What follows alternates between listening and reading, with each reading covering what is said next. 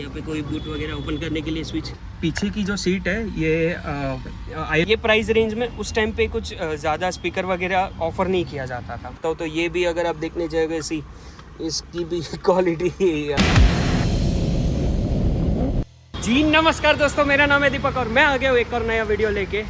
और आप देख सकते हैं this is Maruti Suzuki Swift Dzire 2010 की है। दिस इज़ डीजल और मैं स्ट्रेट अवे इंजन भी ओपन कर लेता हूँ।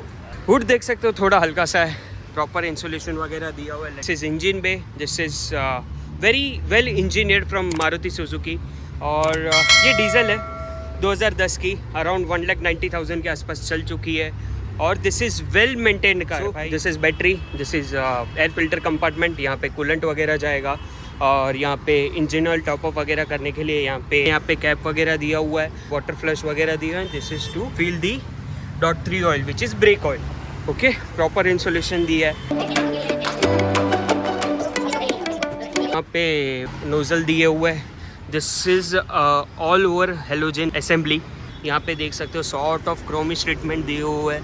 और यहाँ पे आप देखोगे तो यहाँ पे मारुति सुजुकी का बड़ा सा लोगो है। दिस इज़ और यहाँ पे भी एक एयर वेंट जैसा दिया हुआ है to breathe the engine. Then this is fog lamp, इसका टोइंग हुक का कैप घूम चुका है। सो मैं आ गया हूँ ऑटोमोटिव कार केयर पे।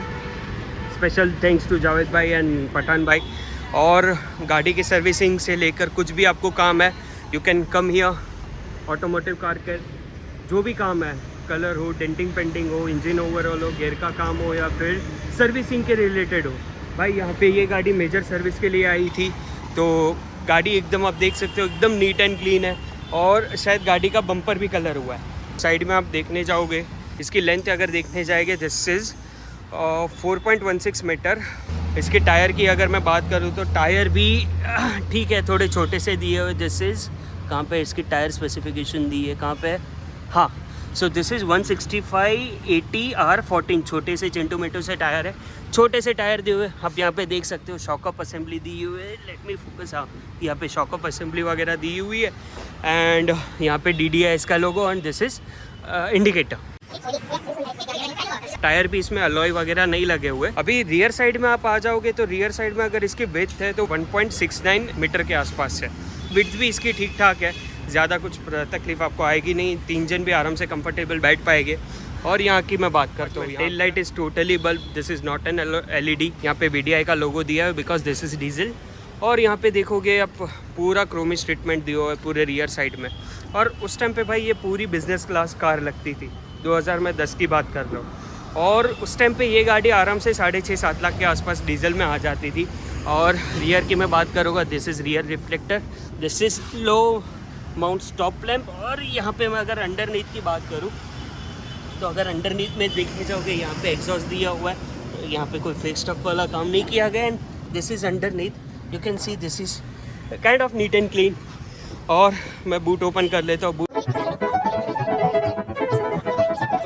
इसकी अगर मैं बूट स्पेस की बात करूँगा तो 378 लीटर के आसपास इसकी बूट स्पेस आ जाती है। तो भाई अच्छी खासी आपके मतलब बड़े से बड़ा लगेज आ जाएगा। और ये 60-40 स्प्लिट नहीं है, पूरी सीट आगे रिक्लाइन हो जाएगी। और यहाँ पे मतलब ample amount of boot space दिया हुआ है, आपको ज़रा भी तकलीफ नहीं होगी। यहाँ पे कोई इंसुलेशन वगैरह नहीं दिया हुआ है। And let's just close the boot. आपको थोड़ा एफर्ट डाल के इसको क्लोज करना पड़ेगा। भाई मारुति सुजुकी का एक चीज़ मुझे अच्छी लगती है भाई, फ्यूल इकोनॉमी और पार्ट्स की अवेलेबिलिटी प्लस उसके प्राइस। भाई बहुत एवरेज प्राइस पे आपको मिल जाते थे। और this is unique feature of Maruti Suzuki, मैं ये बोलना चाहूँगा। हमारे मतलब आपको मत सिखा। चलो रियर में आ जाते हैं। दिस ओपन्स, अरे ये अभी इसकी मैं बात करता हूँ तो रियर में भी आप देखने जाओगे तो रियर भी मतलब डोर भी अच्छा खासा एंगल पे ओपन हो जाता है। और let me just sit down, just close with proper third. थोड़ी अगर मैं बिल्ड क्वालिटी की बात करता हूँ तो build quality is okay kind of. आपको इतनी खास बिल्ड क्वालिटी नहीं मिलेगी, बट ये प्राइस रेंज में आपको इतना अच्छा परफॉर्मेंस प्लस इतनी अच्छी फ्यूल इकोनॉमी जल्दी कोई कार देती नहीं थी। इंडिया में बहुत सारी ब्रांड आई और चली भी गई, बट मारुति सुजुकी ऐसी है जो 1980s के टाइम से इंडिया में टिकी हुई है, आज भी उसके सेल्स नंबर 1 पे रहते हैं। तो भाई साहब मारुति सुजुकी को भी एक थम्स अप तो बनता ही है। ओके, सो अभी यहाँ पे मैं बात करूँगा, यहाँ पे हैंडल वगैरह, ग्रैब हैंडल वगैरह दिया हुआ है।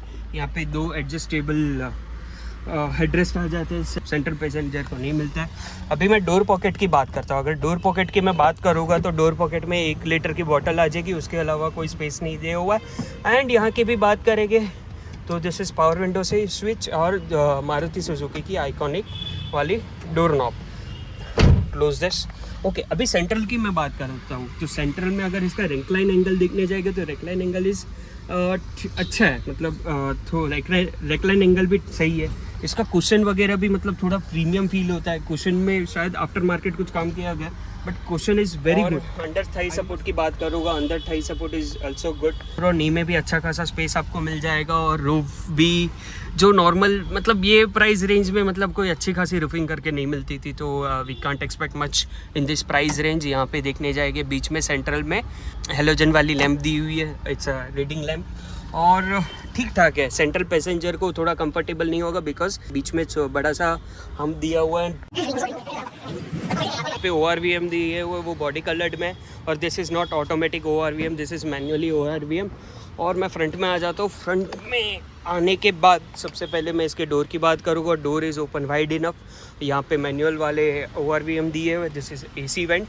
एंड डोर की बात कर ले, मारुति सुजुकी की आइकॉनिक डोर स्विचेस, और यहाँ पे पावर विंडो का स्विच दिया हुआ है। यहाँ पे 2 स्पीकर वगैरह दिए हैं। यहाँ पे 4 स्पीकर का प्लेसमेंट दिया हुआ है, but no, there is no tweeters in this car. और ये भी आफ्टर मार्केट सॉर्ट ऑफ है, तो OEM वाला जो सिस्टम आ जाता था वो भी ओके था, कुछ ज़्यादा उसमें बोलने लायक था नहीं। बिकॉज ये प्राइस रेंज में उस टाइम पे कुछ ज़्यादा स्पीकर वगैरह ऑफर नहीं किया जाता था। यहाँ पे देखने जाओगे, यहाँ पे कोई स्किड प्लेट वगैरह नहीं दिए हुए, और it's close with proper third. अभी मैं यहाँ पे इसके फ्रंट की बात कर लेता हूँ। फ्रंट में देखने जाएंगे, यहाँ पे ample amount of hard plastic दिए। अगर लॉन्ग टर्म पे अगर आप चला रहे हो तो थोड़ी स्क्रैच होने का डर है। बट ग्लव बॉक्स देखने जाएंगे, glove box is decent enough, ज़्यादा कुछ कंप्लेंट है नहीं। और को पैसेंजर सीट की बात करेंगे तो फ्रंट को पैसेंजर सीट में यहाँ पे थाई सपोर्ट ठीक दिया हुआ है।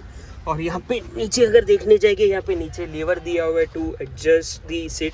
एंड मैं यहाँ पे बात करूँ, अगर यहाँ पे देखने जाएंगे, यहाँ पे सीटिंग एंगल भी ठीक ठाक है। रेक्लाइन एंगल तो आप एडजस्ट कर सकते हैं फ्रंट सीट में, और इसका कुशन भी अच्छा खासा है। Lumbar support is also good. और यहाँ पे देखने जाएंगे, there is no adjustable height seat, और यहाँ पे ग्रैब हैंडल दिया हुआ है। यहाँ पे देखने जाएंगे तो यहाँ पे वैनिटी मिरर दिया है, but there is no light placement over here. And central console looks very basic था। यहाँ पे देखने जाएंगे क्लॉक वगैरह दिया है। अगर इस सेंट्रल कंसोल की बात करता हूँ तो ये भी अगर आप देखने जाएंगे, इसकी भी क्वालिटी हल्की लग रही है। This is adjustable.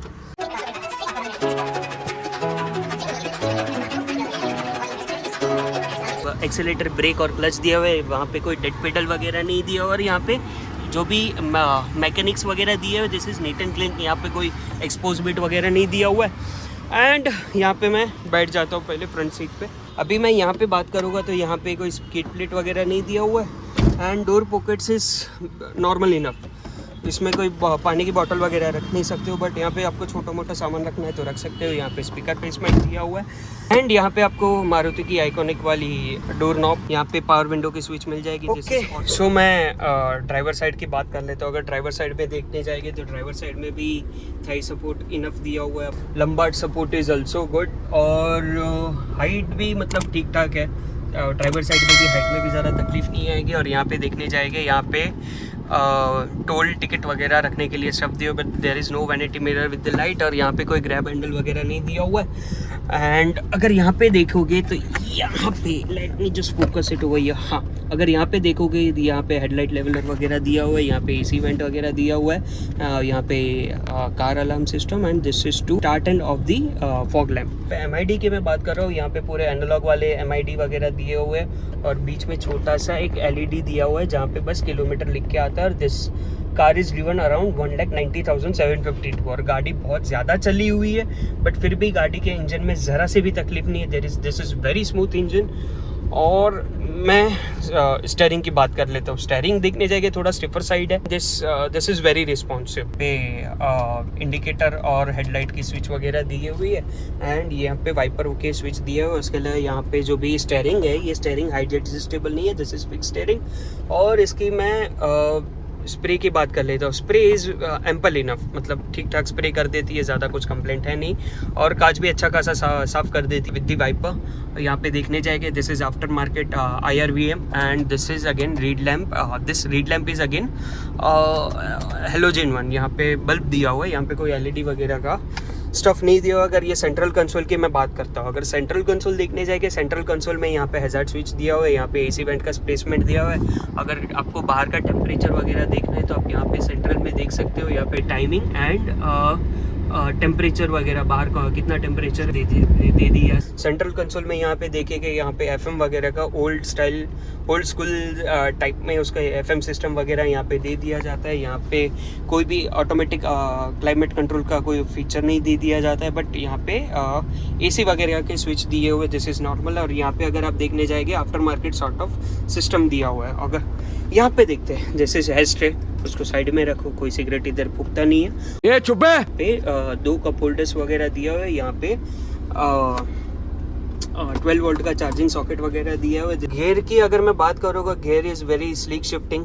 डीजल होने के बाद भी ये गाड़ी कैबिन में बहुत साइलेंट फील करती है, आपको ज़्यादा ज़रा भी वाइब्रेशन नहीं आएगा। बट अगर आप स्टेयरिंग देखोगे तो हल्का सा वाइब्रेट कर रहा है, बिकॉज ये पुरानी गाड़ी हो चुकी है भाई। पुरानी गाड़ी भी थोड़ी तो वाइब्रेट करेगी। बाय द वे, मैं इसके इंजन की मैं बात करता हूँ। इंजन इसका है 1248 सीसी के आसपास, मतलब 1250 सीसी का इसका इंजन है।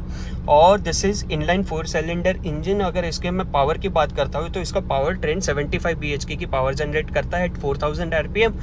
190 न्यूटन मीटर का टॉर्क जनरेट करती है एट 2000 RPM। तो इसका पावर डिस्प्लेसमेंट थोड़ा पंची फील करता है, बिकॉज दिस इज डीजल।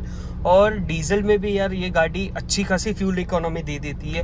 इसकी अगर मैं फ्यूल इकोनॉमी की बात करूँगा तो फ्यूल इकोनॉमी इसकी आ जाती है अराउंड 17 से 18 लीटर के आसपास। आज भी इसकी फ्यूल इकोनॉमी बहुत अच्छी है, ईजी टू मैनूवर कार।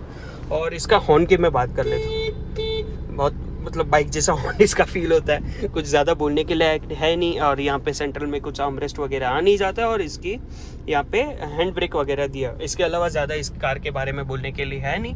मैं इसके ड्राइव एक्सपीरियंस की बात करता हूँ। चलिए मिलते हैं, बाय बाय।